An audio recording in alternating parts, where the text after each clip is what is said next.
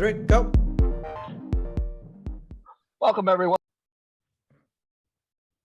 What the heck? Well, I think he just bounced out. Let's keep it in there. Let's keep it. Keep it in there. Anyways, Walker just jumped out of the chat room immediately. That's hilarious. Let's keep it. Let's keep it. I was trying to move that prompt off my phone. I was like, I clicked it and then I was like, it just hung up. That's funny. It clicked right off. You're still All on. right. Yeah. You're still on. All right. My fun fact for today. Everyone, so when The Rock, aka Dwayne Johnson, went to high school, they thought he was an undercover cop because of his manly physique. Damn. He's so manly. So he was that beastly in high school where they thought he was a cop.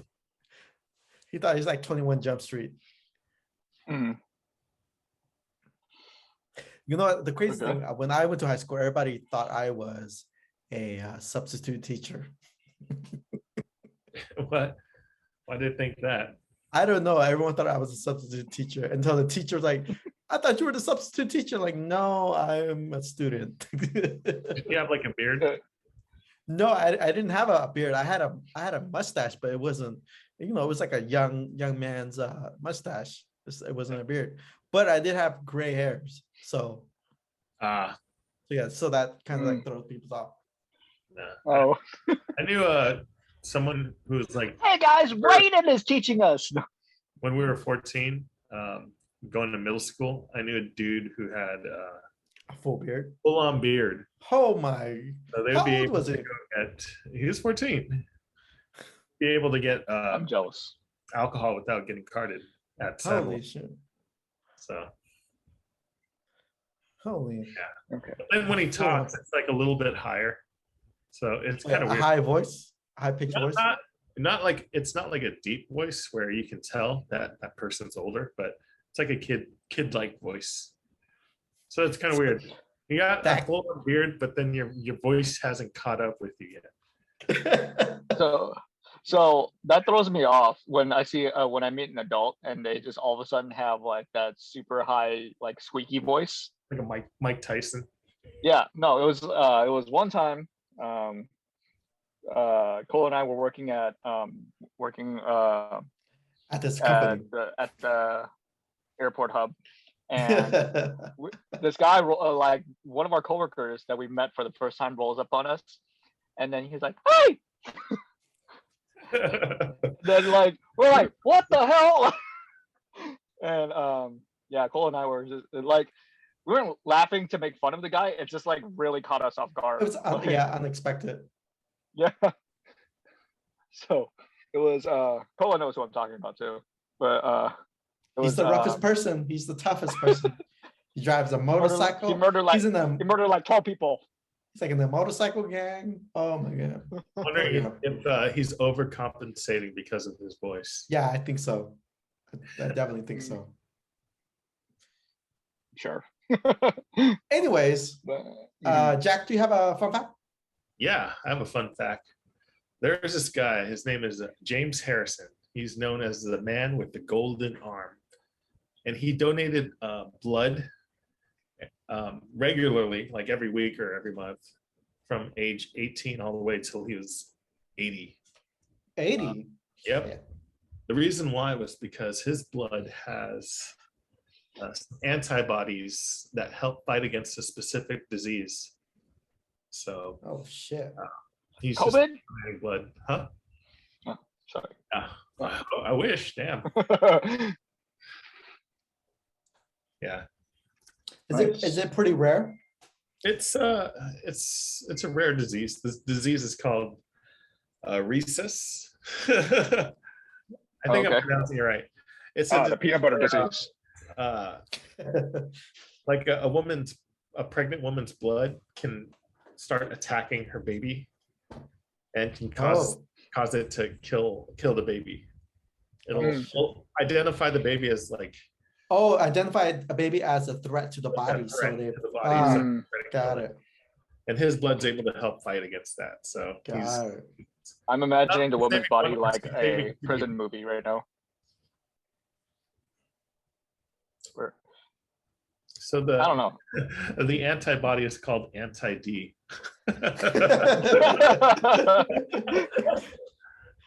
Anti-D. Or it's used to develop an injection called anti-D.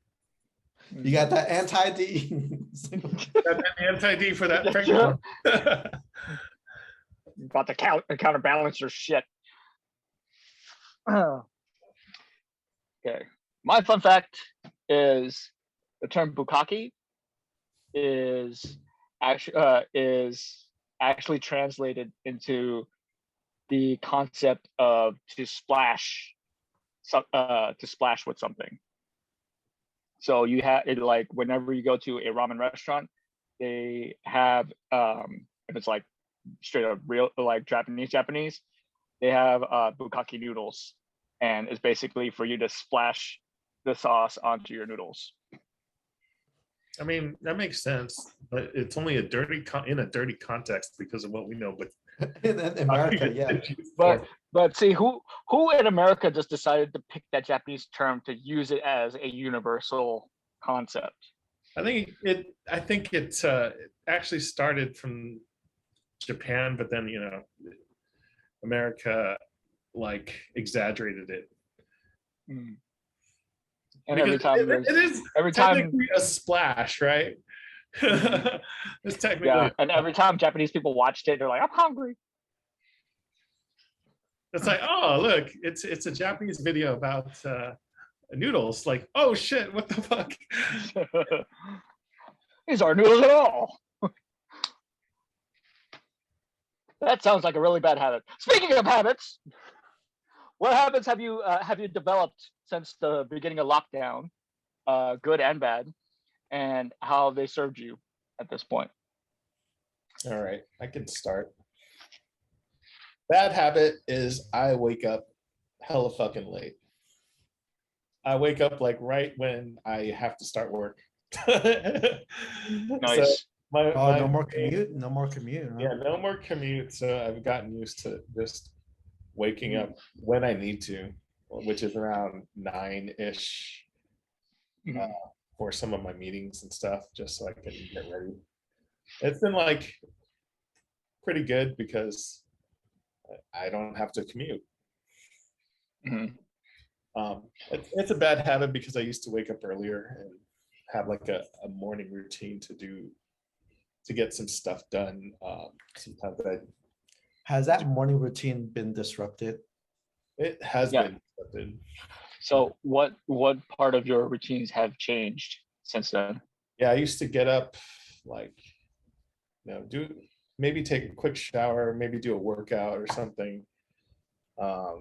Just all those things to get started with the day. Now I don't have that. I just get up, go to work in my pajamas, unkempt, and yeah, that's a bad habit that I think it'd be nice to get back to the routine of like having doing a workout and getting everything sort of set for the day. Nice. So what good habits have you developed? I've started cooking a lot more because of the pandemic, obviously. I've stopped recently, but for the last year, I've done Blue Apron and learned and gathered a lot of recipes and cooked a lot of different things. But before that, I've also done a lot of cooking and stuff as well. So nice. That's a few things I would say, the good and the bad from the habits during COVID times. So so do you believe that all these new habits combined have served you better or worse? It's a mixed bag. I'd like to retain or keep the good things and then see if I can change the old things or get back into a better morning routine at least. Okay. Cool. Cool. There's plenty of habits I developed. For one thing, at the start of it, it was so easy to not have to honor your commitments outside of your home. So if you were going to hang out with friends, you had the easy excuse of being like, nah, lockdown, can't, you know. So Not lockdown. It's still lockdown. I'm no. Yeah. And it was easy to excommunicate so many outside factors of your life, you know. So it just like you can cut off all communication and not speak, and it's more acceptable. Like even with the workplace, it's just like there's just too much craziness going on for everyone to be concerned about what's in production for the next day.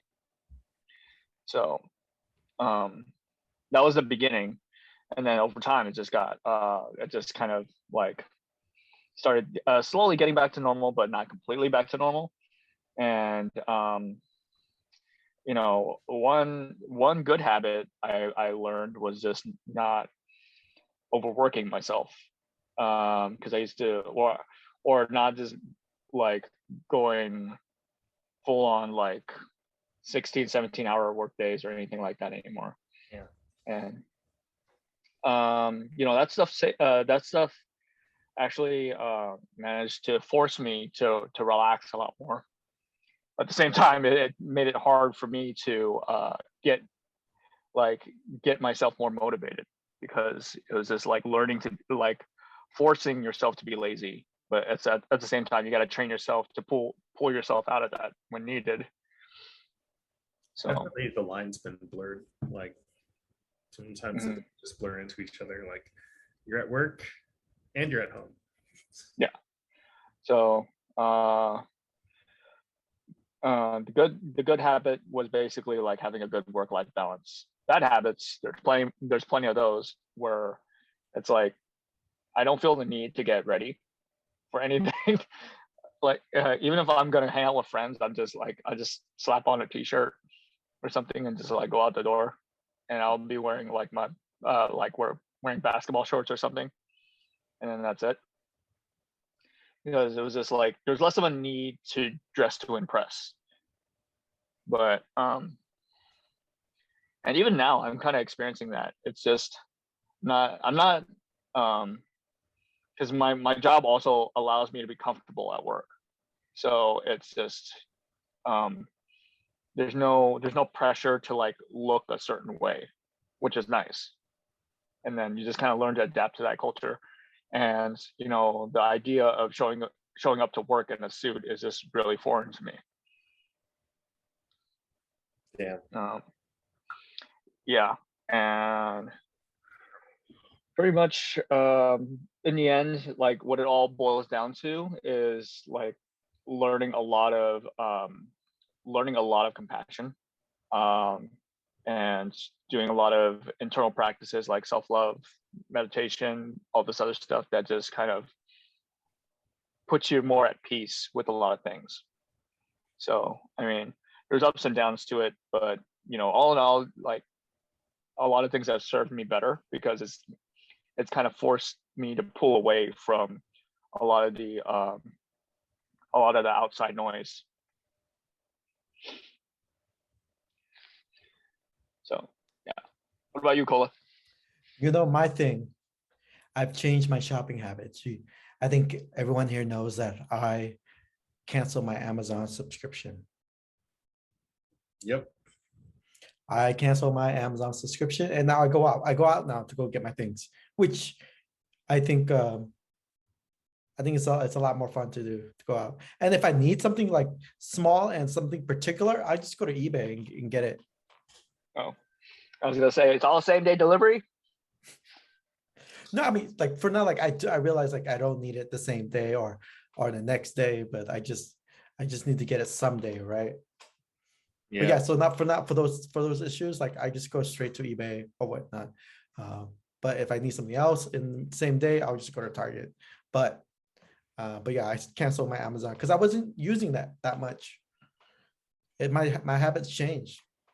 Mm, I wasn't using it that much. mm. Well, um, even though you have an Amazon, or even though when you had an Amazon account, did you do a lot of shopping? When I had Amazon, Yeah. yeah. I mean, it was a lot more. I mean, it was a lot more because like I'm thinking about some getting this, and then I just go on there and just get it. Right. Mm, Like I'm not on there all the time. And then I was I mean, the Amazon thing, the Amazon video stuff, I was using that a lot, but I figured that the because I work in streaming, it's like you realize like all these programs and movies, they're like serving up in other channels, other Mhm. streaming services that are for free. okay. So if you Invincible determine season the one- 1's over. I'm done. I mean, once you once you determine that it's available somewhere else, you can just go somewhere else to get it. But that's about it. Mm. Mhm. But that's about So it. you never got tempted by the exclusives. No, not at all. Not at all. I mean, they can only be exclusive for so long before everyone else can sell them. Yeah. Because there's only a contract period before someone else picks it up. Nothing's exclusive anymore. Not even some video. Video games are not exclusive anymore. Like, Oh, I'm sure you're not going to find a Nintendo game on PlayStation or Xbox. cut to Yeah. 5 years later, and it's on there already. Speaking of which, PS Tendo. they are cutting off the Wii U and the 3DS eShops. So Oh, that's right. That's right. Yeah. So there's certain games I do want to pick up for the Wii U. Oh my. Have those habits changed in any way? Besides, Shopping though, I don't shop as much as I used to. mhm. Do you feel like it served you better or worse? I think it serves me better. Mhm. I think it serves me better because I'm not a frequent shopper. And if I need something, I'll just go out and go get it. And if I need to, like, I'm always mom and pop stores for sure. For sure, I'll do those. What kind of stores do you usually go to in your area? Do you have like Target? Yeah, Walmart? there's a Target, but there's like also like there's a Target across the street from me. That's good. They didn't have yeah, that. because Three sentences and all of them said Target. We got Target, and then there's also Target, and I also went to Target. there's 3 different Targets here. There's Target neighborhood, there's the mini Target, and there's like Why the fuck is there 3 different Targets? Why can't yes, you just there's have like one? there's like a mega Target. Yeah, this is small. There's Targets like every 2 miles. Damn, is Target trying to become the new what? Walmart or Starbucks? It's everywhere. I think they're basically the nicer Walmart Yeah. overall. Yeah, TVH. I didn't go to Walmart all that often. I was Yeah, a well, Target person. every time I went to Walmart, someone like got uppity or in a fight, or it's just like really super rude experience. So, I mean, but I understand from the staff's point of view because they got to deal with it. It's like you gotta fight to survive, man. I did watch this like depressing video. I don't know if you guys seen it. It was a Walmart morning huddle video where they're The trying to say, chanting one? we Yeah. are Walmart. Yeah. Yeah, I was like, oh my god, like Cringy. that was hard to watch. People weren't feeling it. They were not in the mood. We're feeling it. Oh, the guy filming was singing along at least. Very I got your back, man. low energy and like, yep, I'm only here for the minimum wage paycheck. It's like, you could be a cashier. I'm like, do I really want to be a cashier? Yeah, that's true. I mean, nothing wrong with it. It's just, that's not my end goal here. Yeah. The bad habit, I don't go out that much. So as I'm staying in.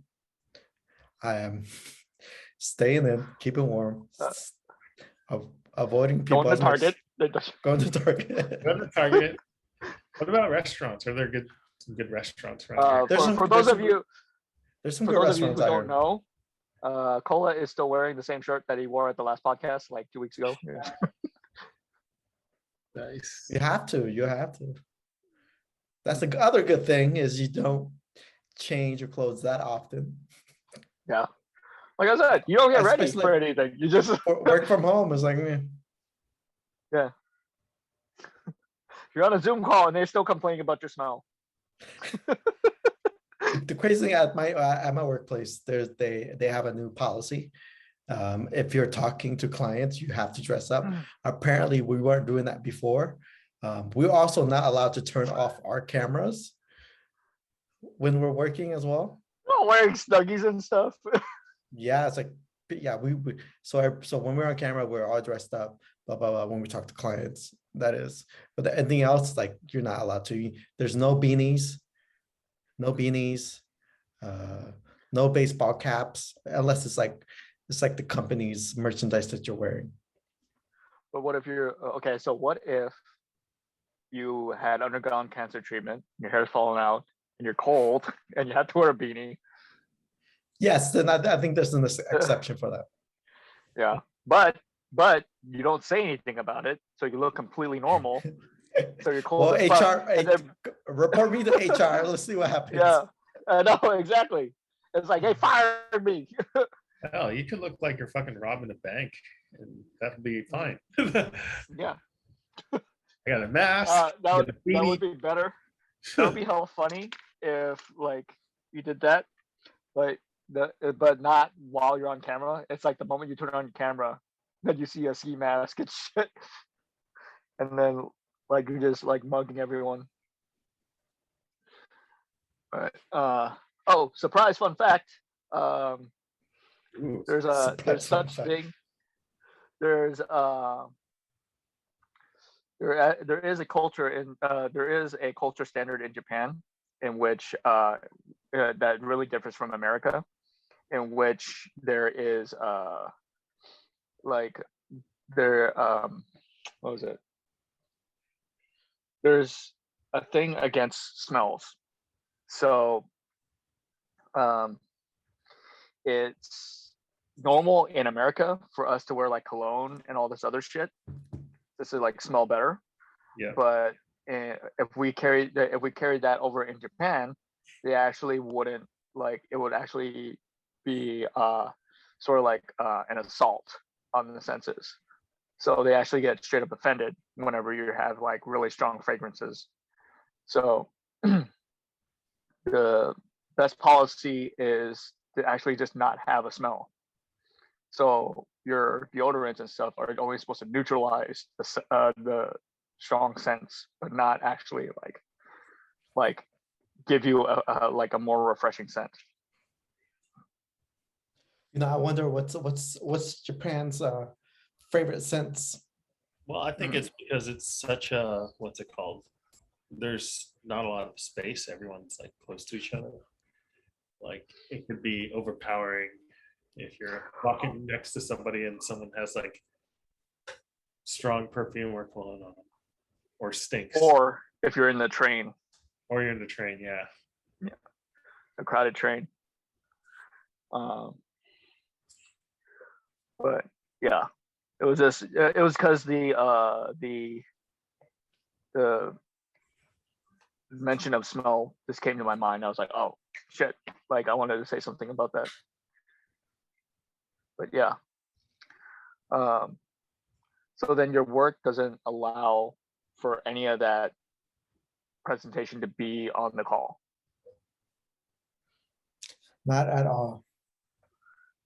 Super weird. Because I mean, it's like, yeah, it's like you have to be presentable. But then when we're on the call with our clients, they're just wearing t-shirts and being a mess.